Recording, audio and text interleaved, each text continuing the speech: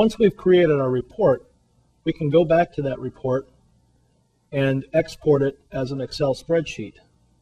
To do that, we simply click on the file, click the export button, and we'll see another screen that allows us to pick different options regarding the export feature. The top line is automatically going to show us the file name of the report file that we picked. The bottom line is going to show us the name of the export file. These two file names you'll want to leave exactly how they are. The bottom three options are just simply what is going to be the end result of what happens after you export the file. So if I want to export only without doing any printing or previewing, I can just click export.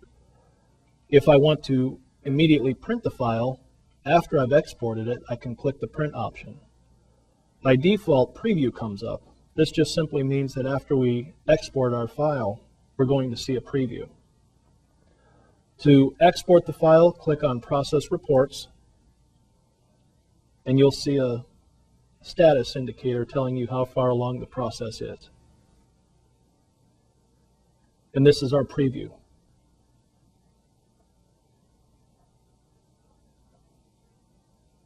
Once the file has been exported to Excel, we'll have a new file created in our reports box with the XLS attachment, or XLS extension rather, for an Excel spreadsheet.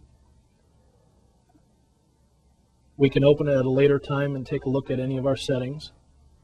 Along the bottom, we have our tabs on different parts of the report that we want to see. Keep in mind that when we export to an Excel spreadsheet, we're simply taking the existing data that is in the report file that we created and we're exporting it into an Excel format. We're not actually changing the data.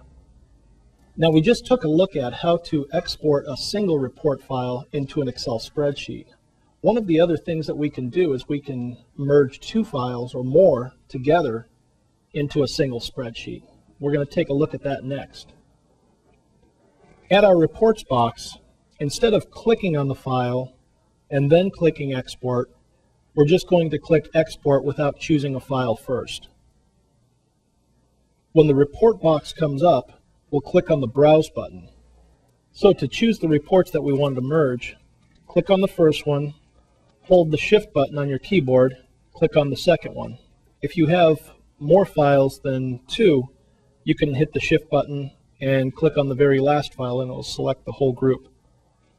Then click Open, and you'll notice that in the bottom line we've automatically got a output file created for us.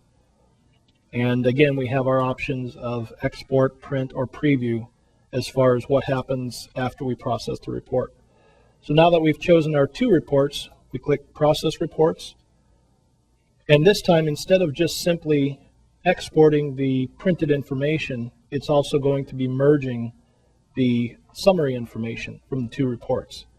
This can be very helpful when you're trying to get overall product usage from a multiple dispenser account.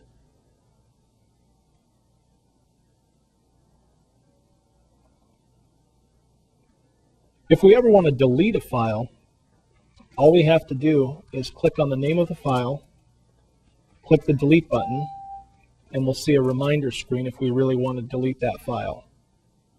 And those are the various features of the reports box. Another useful feature of the WinReporter software is the ability to communicate through a modem with a dispenser network. There is a program called Modem Interface that's bundled with the WinReporter software when it's loaded onto your PC. This icon that says Modem Interface, if we double click, it's automatically going to open the Modem Interface software. The program is going to look for the WinReporter cable, the modem, and what computer interface we're using, whether it's a KCI 6000 or an RM 6000. When this box says waiting for a call, the computer is now ready on standby to receive an incoming call from another computer to log on to the dispenser network. The modem interface software can be simply minimized into the background and the computer left running. On the remote PC, the one that we're going to be dialing in with, we'll need to make sure that our modem is set up correctly on this end also. If we click on Setup and Modem, we're going to see a dialog box that shows us which modem or which COM port the modem is currently functioning on. If we need to make any setting changes here, we can change the port number and then click OK.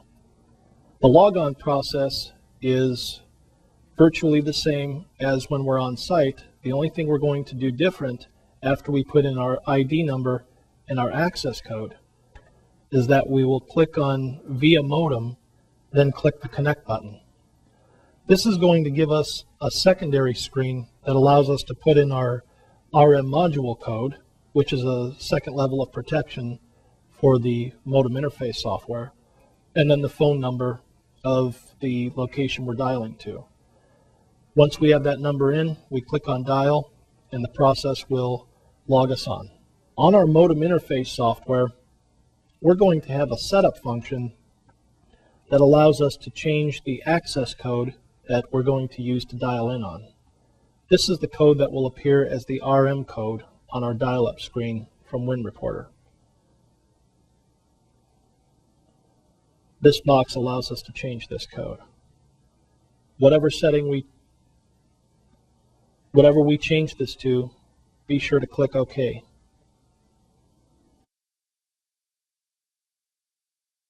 When we go to run our WinReporter program, we may encounter this error message.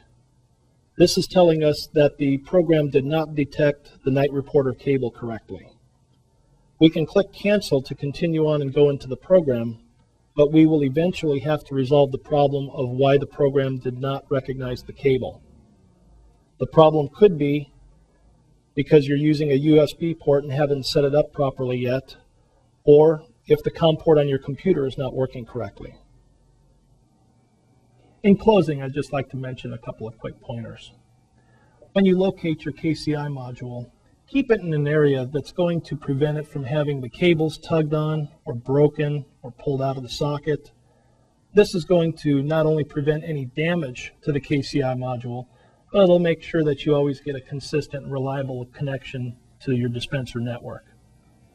As far as your PC itself, good PC habits are always a winner.